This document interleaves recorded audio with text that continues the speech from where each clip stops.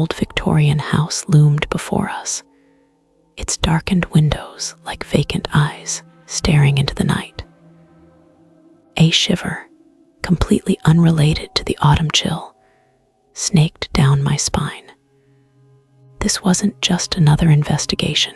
This felt different. We'd heard whispers, rumors, stories passed down through generations about this place. Tales of unexplained noises, unsettling shadows, and a pervasive sense of unease that clung to the very air. What would you do if you were standing here, knowing what we knew? The attic door, heavy and warped with age, groaned open with a sound like a tortured sigh. Dust motes danced in the beam of our flashlights, revealing a space choked with forgotten relics, chipped porcelain dolls with vacant stares, moth-eaten furniture draped in cobwebs, and trunks overflowing with yellowed letters and photographs. The air hung thick and heavy, a cloying sweetness mixed with the musty scent of decay. A cold draft, sharp and unexpected, brushed against my neck, raising goosebumps despite the layers of clothing I wore. It felt like a ghostly breath, a silent greeting from the unseen inhabitants of this forgotten space. We began our sweep, systematically documenting each corner of the attic. The silence was almost unbearable, broken only by the occasional creak of the floorboards under our weight, a sound amplified in the oppressive stillness. Then it started, a faint scratching sound, subtle at first, almost imperceptible. It emanated from within one of the larger trunks, a sound like tiny claws scraping against wood. My heart pounded in my chest. Do these sounds seem familiar to you, or are they entirely new? A symphony of the unknown. Slowly, cautiously, we approached the trunk. The scratching intensified, accompanied by a low, guttural moan that seemed to vibrate through the floor. We opened the trunk, and inside, amongst layers of faded fabric and old newspapers, we found nothing. Absolutely nothing. Yet, the scratching persisted, seemingly emanating from the empty space within the trunk. The feeling of being watched intensified. I could feel the hairs on the back of my neck standing on end. It was a palpable sensation, a feeling of dread that transcended the physical. Later, as we reviewed our recordings, we noticed something strange.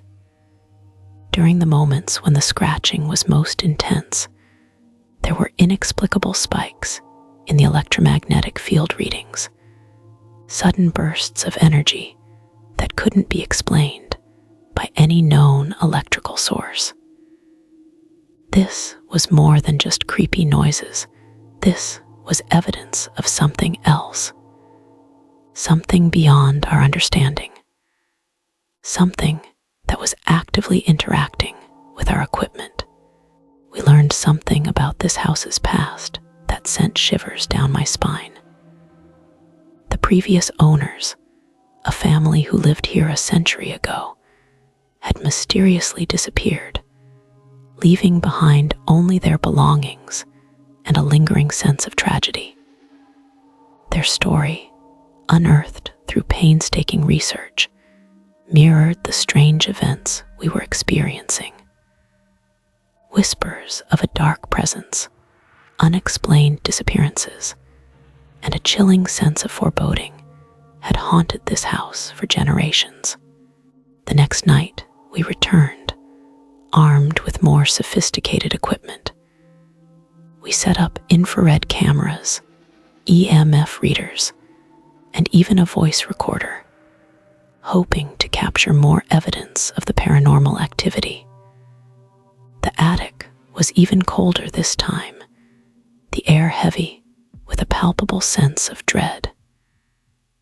We were alone, completely isolated in the vast expanse of the attic, surrounded by the ghosts of the past. The silence was punctuated by the rhythmic tick-tock of a grandfather clock somewhere deep within the house. Its steady beat, a counterpoint to the rising anxiety in our hearts. As the hours passed, the strange occurrences continued. Objects moved on their own, seemingly defying gravity. Whispers, barely audible but undeniably present, echoed through the darkened space. One of our team members reported a sensation of being touched, a cold hand brushing against his arm. My breath caught in my throat. I could feel the fear tightening its grip on us, a suffocating blanket of dread. Then the lights flickered. Not a gentle dimming, but a violent, erratic flashing that seemed to pulse with an unsettling rhythm. The EMF readers went haywire, registering impossibly high readings. A sudden, bone-chilling cold swept through the attic, causing our teeth to chatter uncontrollably. We felt a presence, a powerful, malevolent force that seemed to be drawing closer, tightening its hold on us. We knew we had to leave. The fear was overwhelming, a primal instinct screaming at us to flee. As we stumbled down the attic stairs, I glanced back at the darkness, and I swear I saw a fleeting shadow, a dark form that seemed to melt into the shadows as quickly as it appeared. What did we see? What did we experience? I still don't have a definitive answer. The following weeks were spent analyzing our data, poring over recordings and photos, searching for answers. We found more anomalies, strange patterns in the data that defied logical explanation. The whispers, when enhanced and analyzed, seemed to form fragmented words, phrases that hinted at a dark secret, a terrible truth hidden within the walls of the old Victorian house. Our investigation into the attic encounters left us with more questions than answers, a chilling reminder of the mysteries that lie beyond our understanding. The experiences were deeply unsettling, but the sheer intensity of the paranormal activity convinced us that something truly extraordinary had occurred. We are still deciphering the riddles the house presented, and we are still haunted by the whispers in the darkness. The memory of that cold, oppressive atmosphere, the unsettling sounds, and the feeling of being watched. It's a feeling that lingers, a chilling echo of our time in the attic. What would you have done? Could you have stayed?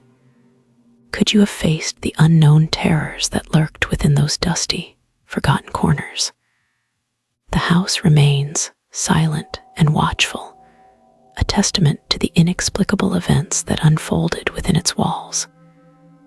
And the questions, they continue to echo, unanswered, in the quiet spaces between our breaths.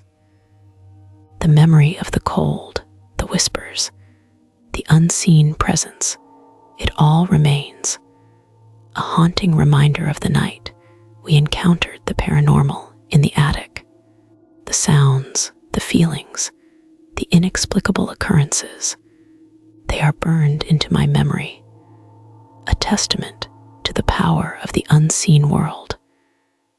We may never fully understand what happened, but we will never forget the chilling experience of that night in the attic.